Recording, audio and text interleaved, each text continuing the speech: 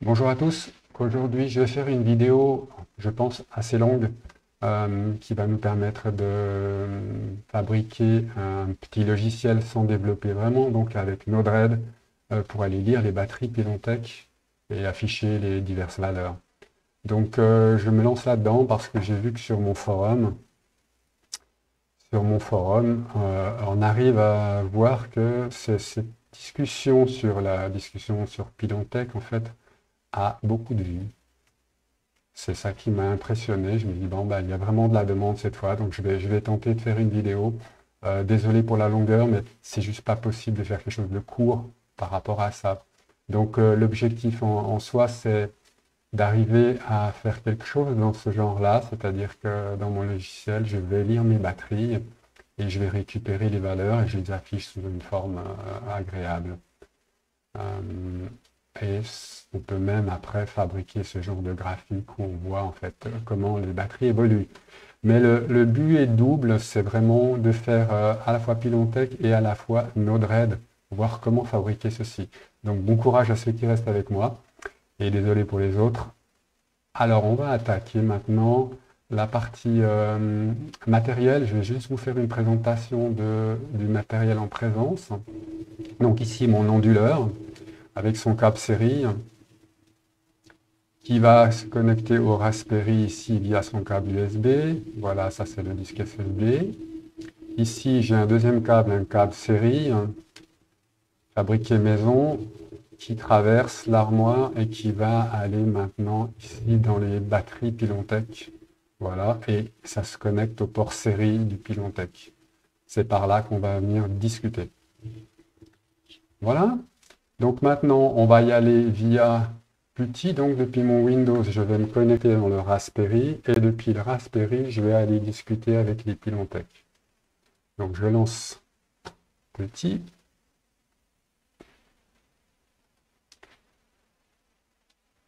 Nous voilà sur le Raspberry.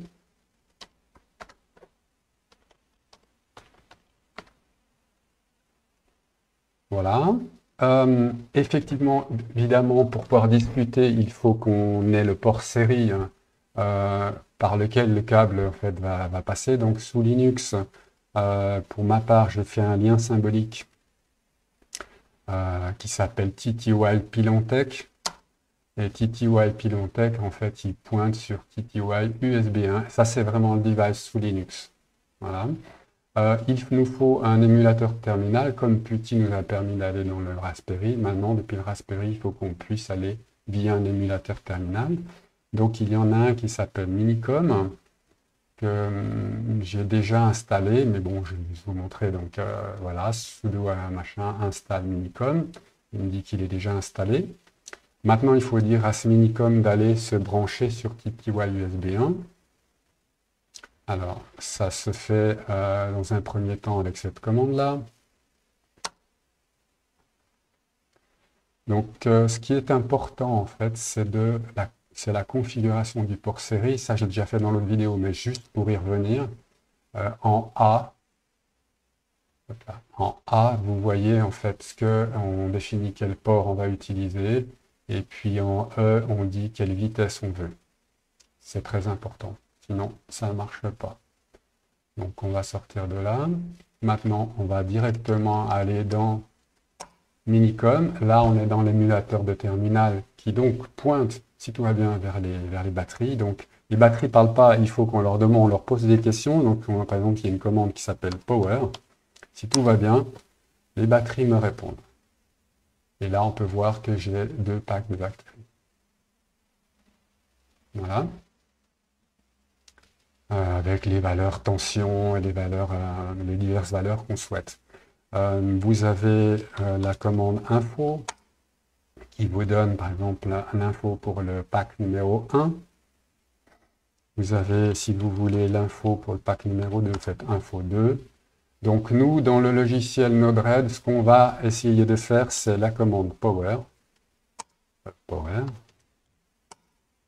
Et la commande, mettons, info 1. Pour essayer de récupérer ces données-là dans le logiciel à distance. Voilà, ça c'était la première partie, la mise en bouche. Et maintenant, on va attaquer la partie. Attends, il faut que je sorte. Quitte. On va attaquer maintenant la partie Node-RED, donc vraiment la partie développement, sans vraiment savoir développer. Donc Node-RED, je l'ai arrêté, il faut que je le relance. Et je vais démarrer un Node-RED tout vide. Voilà, Node-RED va démarrer.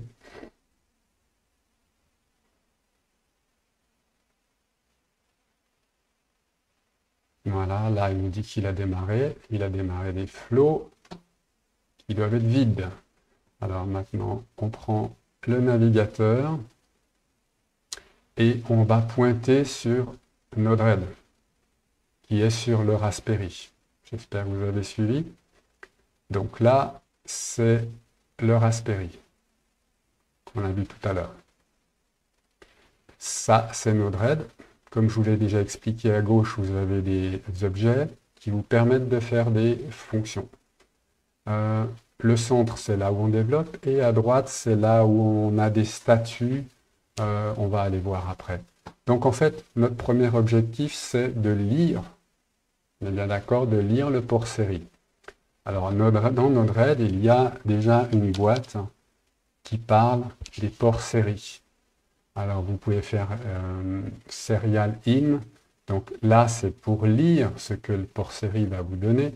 Et là, c'est pour écrire ce que le port dans le port série. Donc nous, on a vu qu'on voulait faire par exemple la commande power. Donc on va écrire. Donc dans un premier temps, on prend ce nœud. Ce nœud, il est vierge. Donc en fait, il ne sait absolument pas ce qu'il doit faire. Donc quand il est comme ça, il nous donne des petites indications comme quoi il n'est pas configuré. On double-clique dessus. Il nous dit, ben, s'il vous plaît, additionnez un nouveau port série. Alors, comment est-ce qu'il va s'appeler? Enfin, plutôt, sur quel port série on va? Donc, on vient là et on lui dit, ben, vas-y, cherche. Et on a vu qu'on utilisait TTY USB 1. La vitesse, on a vu qu'on était en 115 200, 8 bits parity, machin. On va laisser tel que la suite. Il n'y a pas besoin d'aller bien plus loin. Et puis on va lui donner un petit nom sympathique du style port série. Oula. Série Pilantec. Voilà. Là, il a une petite idée maintenant de où est-ce qu'il pointe. Alors maintenant, ce qu'on souhaite, c'est effectivement, c'est lui envoyer une commande.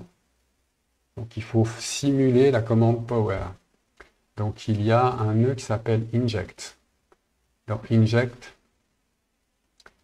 vous pouvez lui dire qu'est-ce que vous allez envoyer. Donc là, on va envoyer un string avec la commande power, celle qu'on a tapée tout à l'heure.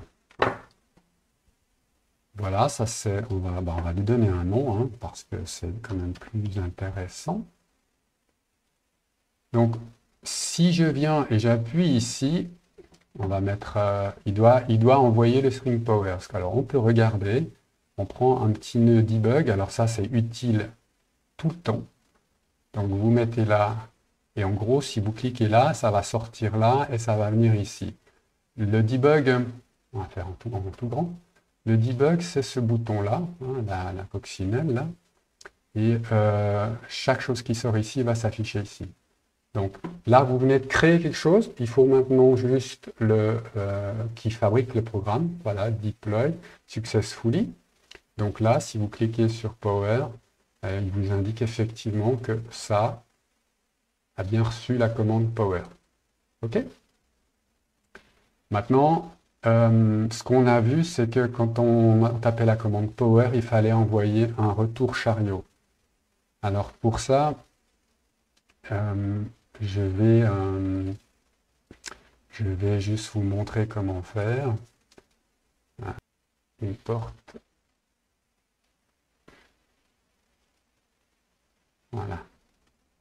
C'est tout con. Là-dedans, il envoie un retour à la ligne. Donc, payload, c'est tout ce qui sort d'un nœud. Donc là, on dit ce qui vient de sortir, enfin, on fait une variable, on dit que cette variable est égale à cette variable plus le retour à la ligne. Donc, on fait OK. Maintenant, on vient et puis on se connecte juste là derrière, juste pour voir la différence. Donc, si j'envoie ça, vous voyez la différence, c'est qu'il a ajouté le petit retour à la ligne que le port série va comprendre. C'est très très important. Donc maintenant, dans l'idée, il ne reste plus qu'à envoyer la commande power au port série. Voilà.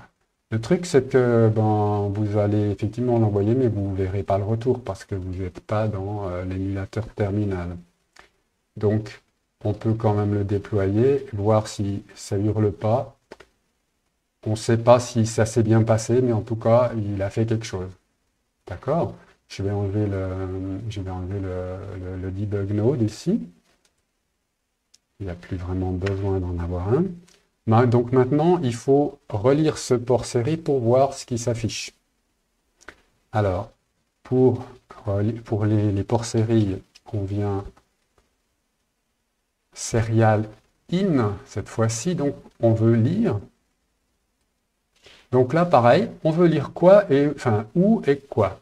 Donc on veut lire sur le port série. Alors il est gentil parce qu'il nous a remontré celui qu'on a créé tout à l'heure.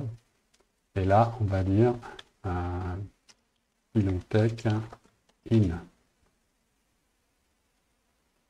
Voilà. Donc là, il va aller lire, si on regarde, il va aller lire sur TTY USB 1 à cette vitesse-là. Il va aller lire ce qui se passe. Donc, il lit et il va sortir quelque chose.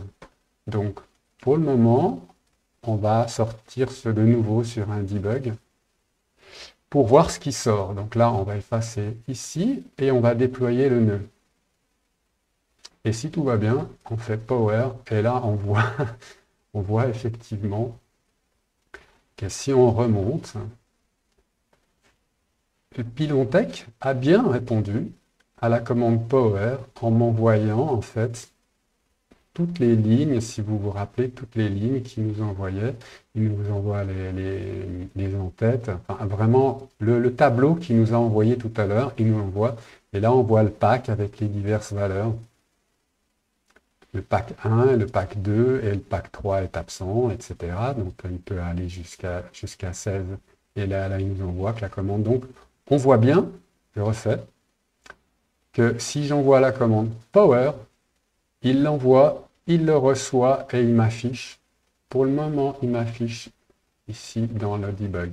Donc vous voyez la simplicité, on a mis quoi, 2 minutes pour aller lire en fait, poser des questions au Pylontech. C'est quand même, moi, ça continue de m'impressionner. Maintenant, on peut essayer de jouer en faisant une autre commande. Donc la fameuse commande info. Donc là, je ne m'embête pas. Je sélectionne mes deux nœuds. J'en fais une copie. Copier-coller. Celui-ci, je ne veux plus qu'il envoie power, mais info. Mettons l'info du pack 1. Voilà. Donc, info du pack 1, j'envoie le retour chariot carriage return, et j'envoie ça à qui? Au port série. Donc, si tout va bien maintenant, je lance le programme. Si je clique sur info 1, on va agrandir le debug. J'ai effectivement d'autres informations qui sont les informations d'info. Il a donc reçu la commande info 1 et il nous dit que c'est un pilon USB, machin. Et si on regarde maintenant, si on compare, on peut voir en fait que ces valeurs qu'on a ici, ce sont les valeurs que j'ai récupérées ici. Donc après mise en forme, vous récupérez les mêmes valeurs. D'accord? Alors maintenant, évidemment, la partie un peu plus complexe, c'est d'afficher ces valeurs dans une page web. Je perds pas le micro. Euh, en fait, donc, il nous faut créer une page web. Et puis, on va tenter d'afficher ça là-bas dedans. Alors ça, c'est... Bon, essayez de me suivre. On va créer en fait un menu et un endroit où afficher. Donc, on va créer un menu. Alors, ça s'appelle des tabs, des tabulations. Ouais. Et puis, dedans, on va créer un groupe. Et là, c'est vraiment pour afficher l'information. Donc, le tab, bon, on va lui donner un petit nom du style affichage Pilontech. Voilà. Et puis le nom du groupe, alors on va me dire que c'est le groupe ici, c'est le groupe info. On va faire deux groupes. Le groupe info, on va lui donner une grandeur. Je ne sais pas si c'est une bonne idée de faire les deux. Ouais, on va se la jouer plutôt diverses. Allez, diverses et on va prendre une grande taille pour afficher parce que le tableau est assez grand. Voilà, update. À partir de là, on a commencé pratiquement à créer notre page web. Donc je fais un petit deploy. Là, il n'est pas content parce qu'en fait, il n'y a encore rien dedans. Donc si j'essaye d'aller voir la page web, il va me dire, moi j'ai encore rien dedans. C'est normal parce qu'on n'a encore rien dit qu'on affichait. Donc maintenant, je vais faire un petit tour passe-passe parce que sinon ça va prendre trop de temps. Donc je vais aller récupérer deux nœuds que j'ai créés qui me permettent d'afficher, si tout va bien, d'afficher rapidement. Donc un instant. Voilà, je reviens ici, j'importe mon code. Ça c'est fou avec Node-RED, vous pouvez importer des codes d'une manière très simple. Voilà, donc ici, je m'explique. On a vu que quand on peut, si on fait ça, si on fait la demande, il nous envoie plusieurs, c'est des salves en fait d'informations. Chaque fois, il y en a une ici, il y en a une ici, il y en a une ici. Donc elles ne sont pas toutes condensées en une, c'est ligne après ligne. Donc ce n'est pas évident à afficher. Donc l'idée c'est que je rejoigne toutes ces lignes en un array en anglais, donc en un tableau. Donc en fait c'est cette fonction join. Dans cette fonction join, je dis que tout ce qui rentre, tu m'en fais un tableau. Voilà. Donc, pour l'instant, donc tout ce qui va sortir du nœud série, je lui dis fais-en moi un tableau et tu m'affiches. Ça, c'est une manière d'afficher dans une page web. Donc, ce qu'il faut, c'est que je lui dise où est-ce que cette page web elle va aller s'afficher. Donc, on va aller afficher ça dans Pilontech diverses qu'on vient de créer tout à l'heure. Le code, je ne vais pas vous le décrire, c'est du web, c'est du HTML, donc on ne va pas trop aller là-bas dedans. On peut faire, c'est vraiment pour que ça soit bien mis en forme. Hein. Donc normalement, juste avec ceci, si je déploie, par contre, ouais, là il n'est pas content parce que le test il n'existe plus. Donc si on déploie, on efface et on envoie info. Là, c'est le nœud debug qui nous montre ça. Mais maintenant, si on vient sur le tableau de bord, on voit cette fois-ci une mise en forme nettement plus agréable des valeurs du Pilontech. C'est quand même d'une simplicité à mourir. Hein. Maintenant, si on veut, au lieu d'envoyer la fonction info, on envoie la fonction power. Donc là, il est allé demander à Pilontech et lui, on retrouve cette fois-ci, via une page web, notre fameux tableau qu'on a vu au tout début. Et à partir de là, en fait, du moment que vous avez récupéré vos données, vous pouvez effectivement les couper en morceaux et puis en faire quelque chose comme j'ai fait ici, c'est-à-dire sortir les voltages, les courants et les mettre en forme. Donc je ne vais pas rentrer dans la mise en forme, mais l'idée est là.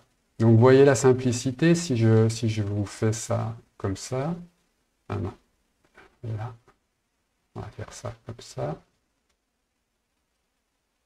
on va pousser ça comme ça, là on va faire ça, tac, voilà.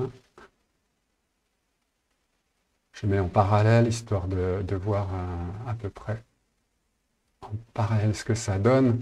Donc si j'envoie info, il m'a réaffiché grâce à ce nœud template, il m'a réaffiché, donc il est allé demander et il affiche les données. Si on lui demande les données power, les voici. Donc vous voyez la simplicité de la chose. Maintenant, si vous voulez juste effacer l'affichage, je vais vous montrer comment faire. Je vais récupérer deux nœuds que j'ai sur l'autre écran, là. Copy to clipboard. On revient. On lui dit importe. Coller.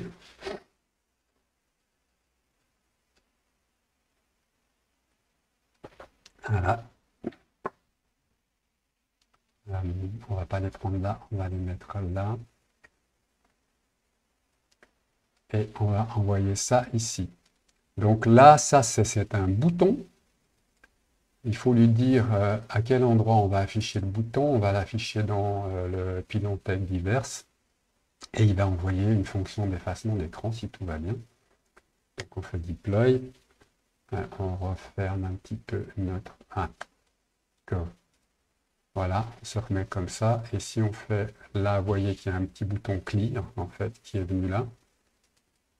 Le bouton qui s'appelle et il envoie en fait une information de clear qui est comprise par cette fonction et qui est comprise surtout par lui.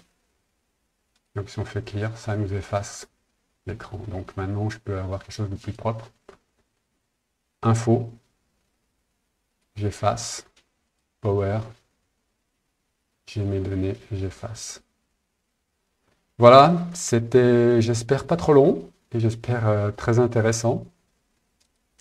Pour ma part, j'ai toujours autant de plaisir avec Node-RED et puis je vous invite réellement à plonger, si vous aimez la domotique, à plonger dans Node-RED. C'est un outil juste magnifique. À tout bientôt!